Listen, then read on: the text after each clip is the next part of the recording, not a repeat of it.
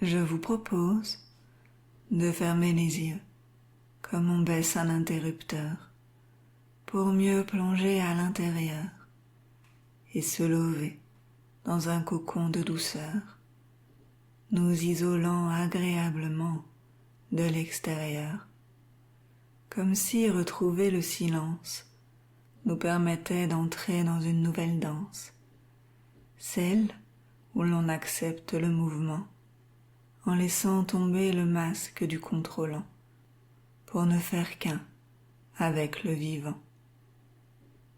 Peut-être entendez-vous sa mélodie. J'ignore si elle vous berce ou vous fait rêver d'ailleurs. Et d'ici, ce que je sais, c'est que c'est comme recevoir une invitation au lâcher-prise que vous pourriez accepter pour en recevoir tous ses bienfaits. Je ne sais pas si vous voyez où je veux en venir. Peut-être qu'une part de vous a décroché de mes mots, tandis qu'une autre partie reste attentive. C'est cette partie de vous qui sera la plus habile à déceler les messages cachés des histoires, placés par-ci par-là, spécialement pour votre inconscient, qui appréciera certainement ce jeu de pistes. Alors ne le faisons pas attendre plus longtemps. Je vais vous raconter l'histoire d'une femme heureuse, mais que personne ne croyait. Pour ses voisins, certains proches ou ses collègues, c'était inconcevable qu'on puisse être heureux tout le temps. Il faut dire que leur croyance les poussait à davantage appréhender demain, pleurer sur hier et craindre aujourd'hui. Pour eux, la vie semblait trop instable pour garder le moral. Alors quand ils la voyaient tout sourire, pleine d'une belle énergie, ils grommelaient qu'elle mentait. Mais peu osaient lui parler. Personne ne lui demandait comment elle faisait. Y avait-il un secret à découvrir? Si c'était le cas, c'était injuste qu'elle le garde pour elle. Elle ne comprenait pas toujours les comportements des gens qui l'entouraient. Mais elle se disait que ça les concernait, eux et leur avis. Elle aussi était passée par là, par des croyances qui la freinaient, lui causaient du stress, des préjugés. Mais un jour, elle s'était dit « Et si c'était faux? Qu'est-ce que ça changerait dans ma vie ?» Et c'est ainsi qu'une à une, elle transforma ses croyances limitantes en croyances militantes, car dorénavant, elles allaient militer pour son bonheur, pour retrouver le sourire, voir à nouveau la beauté autour, se défaire des perceptions erronées et surtout arrêter d'avoir peur de l'avenir, pour mieux se préparer à s'y épanouir. C'est ainsi qu'elle avait su retrouver le pouvoir sur sa vie. Aujourd'hui, par ce cheminement accompli, elle se sentait apaisée avec son passé et sereine sur l'avenir. Finalement, il n'y avait pas de secret. Et c'est avec plaisir qu'elle répondrait à quiconque lui demanderait comment elle fabriquait son bonheur. Elle ne reniait pas les aléas désagréables, elle leur trouvait une solution. Elle ne rejetait pas ses émotions liées à la colère ou la tristesse, même si c'était rare.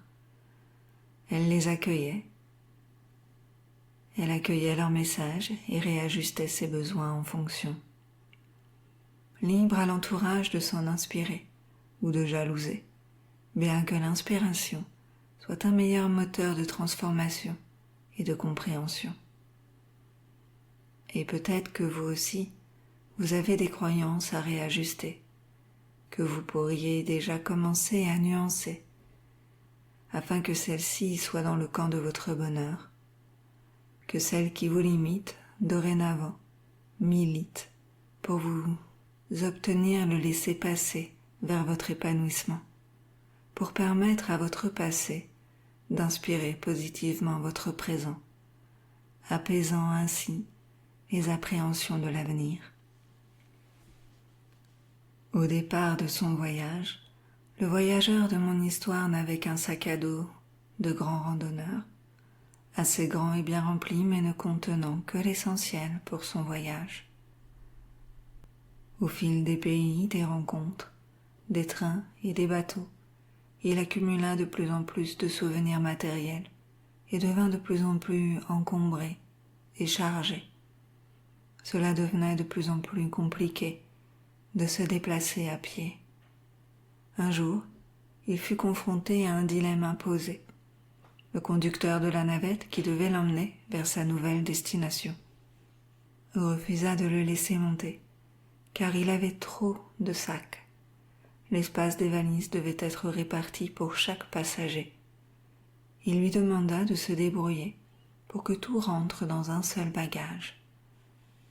Notre voyageur était bien embêté. Il pensait tenir à tout.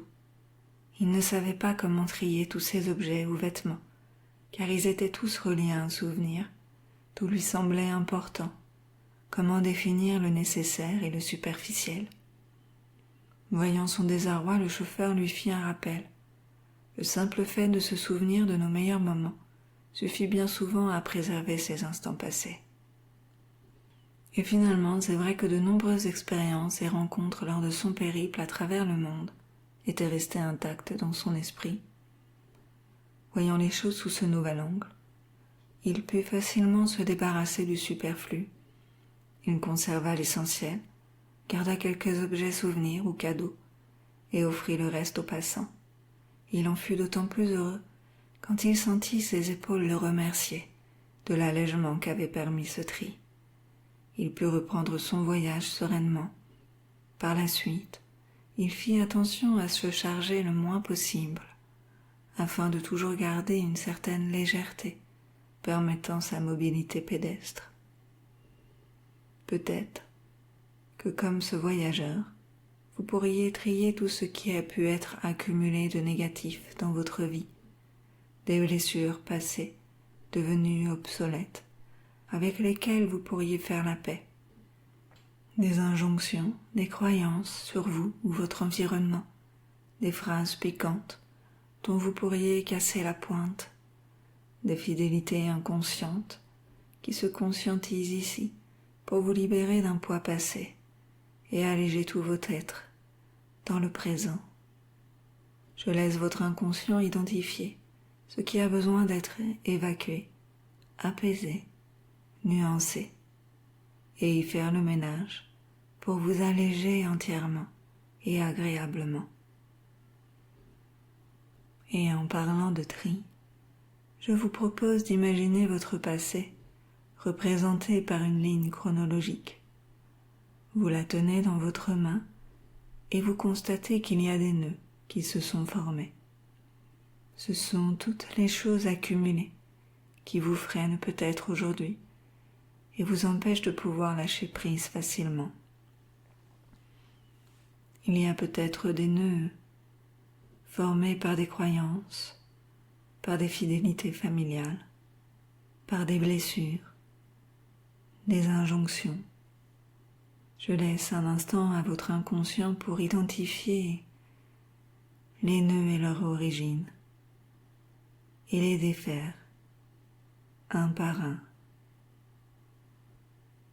La ligne de votre passé retrouve peu à peu sa fluidité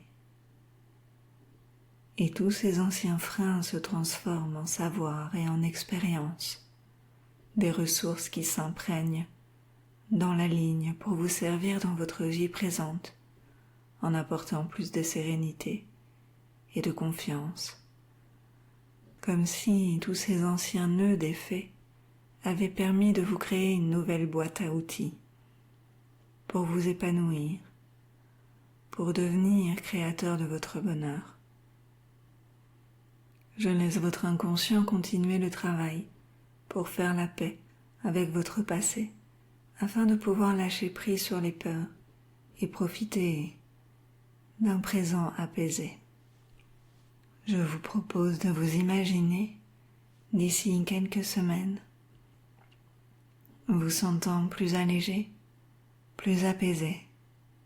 Vous accueillez ces sensations avec joie, car c'est agréable de savoir lâcher et faire confiance.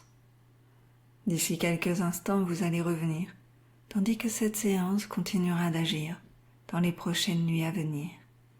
À votre rythme, vous allez pouvoir revenir agréablement à la réalité. Et lorsque vous le souhaiterez, vous pourrez ouvrir les yeux si vous les aviez fermés. Je vous souhaite un agréable présent et un bel avenir.